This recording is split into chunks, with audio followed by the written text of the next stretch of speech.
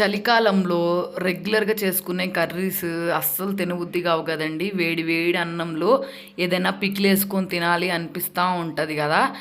అలాంటి వాళ్ళ కోసమే ఈ వీడియో అన్నమాట. ఎప్పుడు వెజ్‌తో, నాన్ వెజ్‌తో అయితే మనం పికిల్స్ ఉన్నాయి గదా!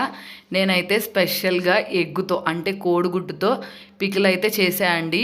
వీడియో టైటిల్ దగ్గర ట్యాగ్ చేస్తాను. చాలా ఇంట్రెస్టింగ్‌గా ఉంటుంది వీడియో.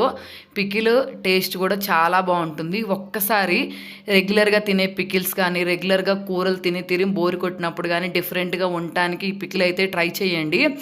ఒక్క 4 ముద్దలు ఎగస్ట్రానే అన్నం తింటాము. టేస్ట్ అయితే అంత బావుంటుంది. రెసిపీ అయితే కింద ట్యాగ్ చేస్తాను చూసేయండి. పిల్లలు ఎగ్స్ తినటానికి అస్సలు ఇష్టపడని వాళ్ళు కూడా ఉంటారు కదండీ! వాళ్ళకైతే ఇలా పికిల్ చేసి వేడి వేడి అన్నంలో పెట్టామనుకోండి, వాళ్ళ ఫేవరెట్ పికిల్ అయిపోతుంది ఇది. టేస్ట్ అంత బావుంటుంది. ట్రై చేయండి. వీడియో నచ్చితే సబ్స్క్రైబ్ చేసుకోండి.